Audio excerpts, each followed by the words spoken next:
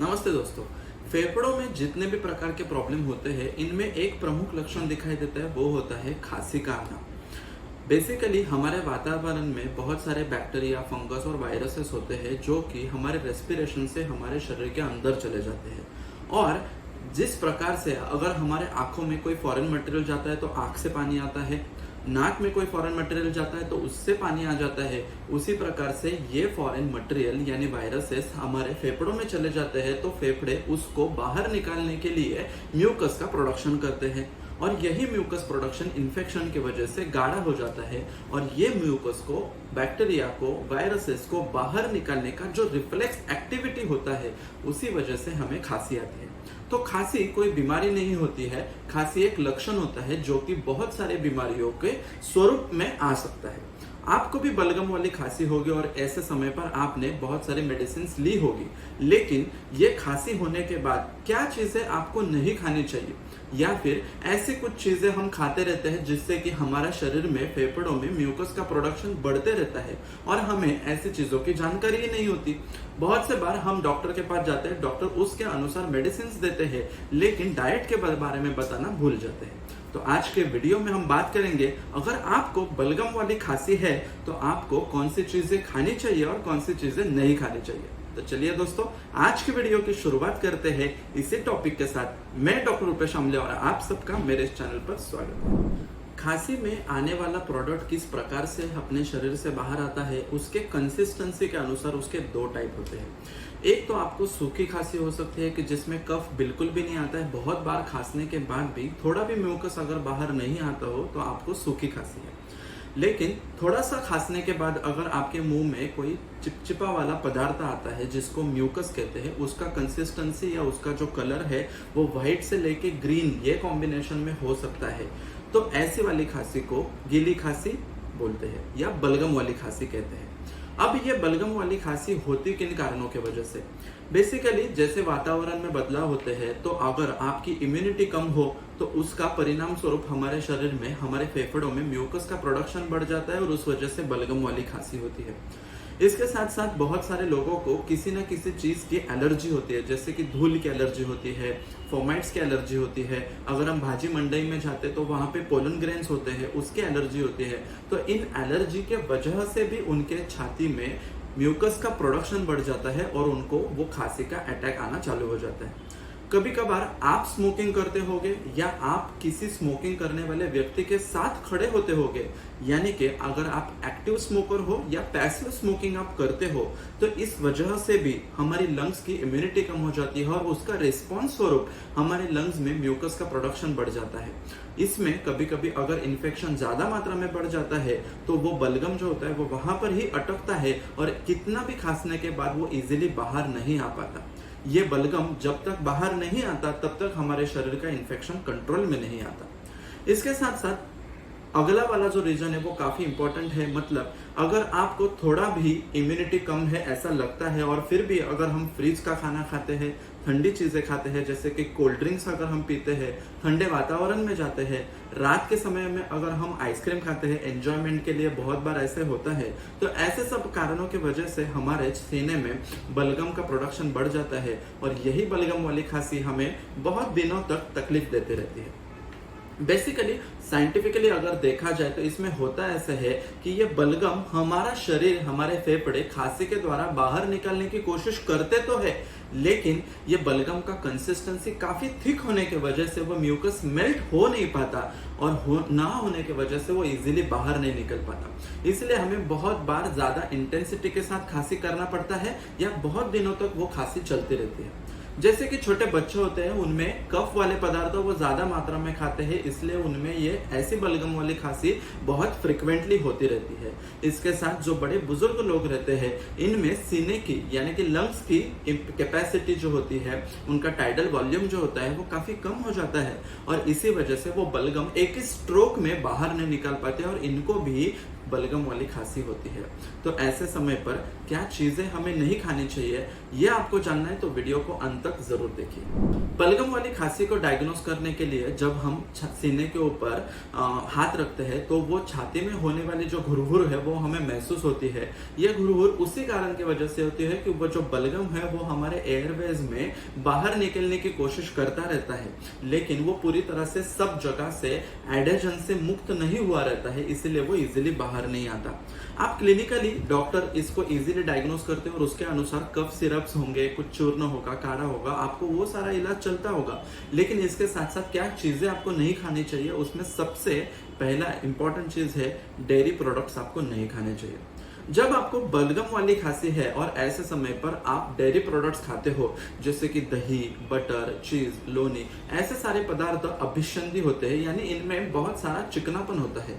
आयुर्वेद के अनुसार ऐसे सारे प्रोडक्ट्स, डेयरी प्रोडक्ट्स खाने की वजह से हमारे सीने में जो बलगम होता है वो और गाढ़ा हो जाता है और उसमें और इन्फेक्शन हो जाता है। अगर वो सफेद कलर का होगा तो वो पीला हो जाएगा और पीला होगा तो वो और हरा हो जाएगा। इसका मतलब यह है कि उसमें इन्फेक्शन बढ़ते ही चला जाता है। ये जो डेयरी प्रोडक्ट्स होते हैं इनमें भी कुछ हेल्दी बैक्टीरियाज होते हैं, लेकिन गंदे बैक्टीरियाज के साथ मिलने की वजह से इनमें भी कॉलोनी प्रोडक्शन बढ़ जाता है और वो बलगम वाली खांसी और बढ़ती है। बलगम वाली खांसी में अगर दूसरा कोई फूड प्रोडक्ट आपको अवॉइड करना है तो वो होता है जूसेस।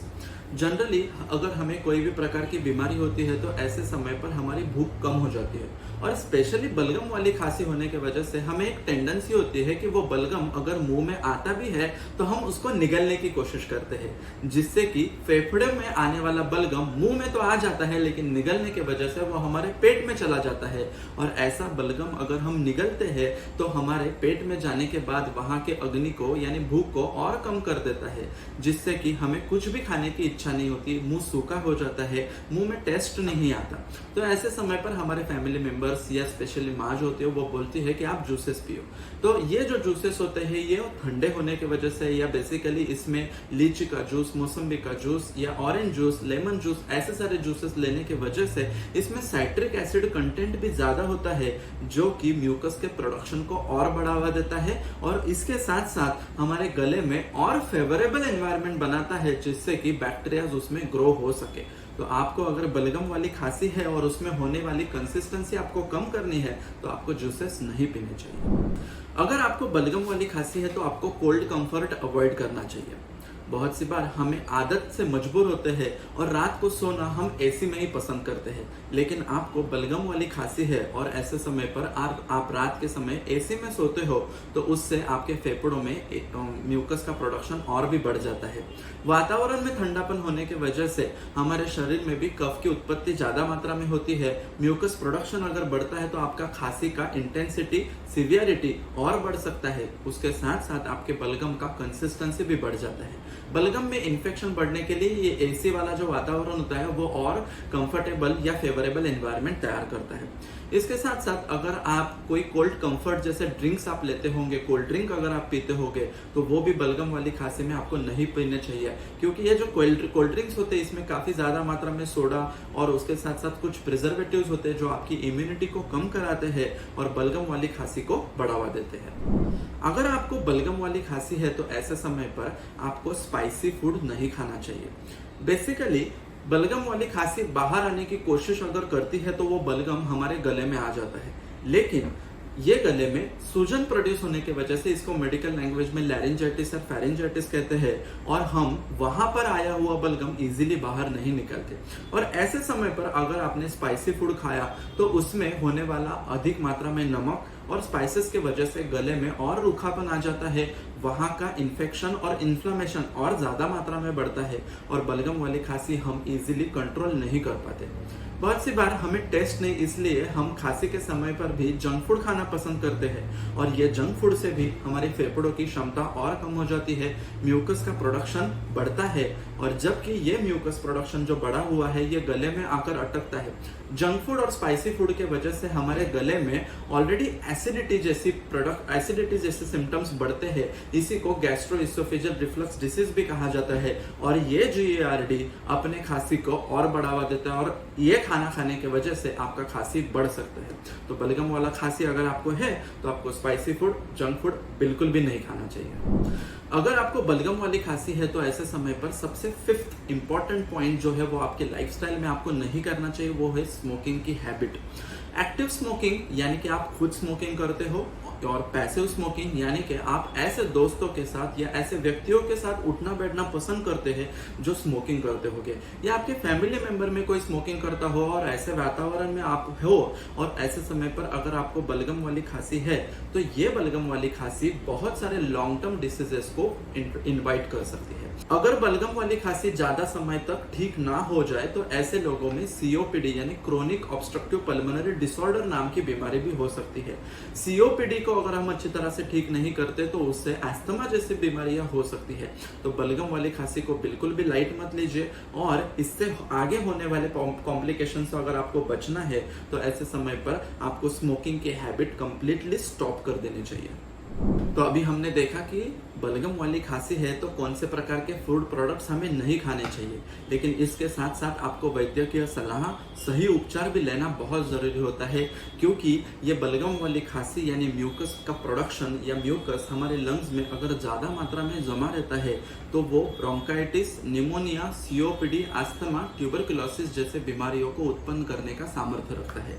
यानी कि ये सारे कॉम्प्लिकेशंस सिंपल एक म्यूकस प्रोडक्शन की वजह से होते हैं। ये म्यूकस प्रोडक्शन करना हमारा शरीर का एक रिफ्लेक्स मैकेनिज्म होता है, जिससे कि हमारे शरीर में जो बैक्टीरिया होते हैं वो उसमें ट्रैप हो जाते हैं, और बलगम के द्वारा अगर वो बाहर आ जाए तो हमारा शरीर इन्फेक्शन फ्री हो जाता है। इतना सिंपल मैकेनिज्म होता है बलगम वाली खांसी का, जो हमारे शरीर में प्रोटेक्टिव मैकेनिज्म का काम करता है, लेकिन गलत खान पान की वजह से, गलत लाइफस्टाइल की वजह से ये खांसी बढ़ने लगती है, और ये बढ़ते बढ़ते किसी और गंभीर बीमारी में कन्वर्ट हो जाती है। तो आपको भी इस वीडियो के बारे में अगर कोई प्रकार का कंफ्यूजन होगा तो मुझे कमेंट में जरूर बताइए। आपको भी बलगम वाली खांसी है तो ये 5 चीजें आप बिल्कुल अवॉइड कीजिए। ऐसे इंफॉर्मेटिव वीडियोस के लिए मेरे चैनल को सब्सक्राइब कीजिए, बेल बटन दबाना मत भूलिए। ये वीडियो अच्छा लगे तो आपके फ्रेंड्स, फैमिलीज के साथ जरूर शेयर कीजिए, लाइक कीजिए। Thank you so much.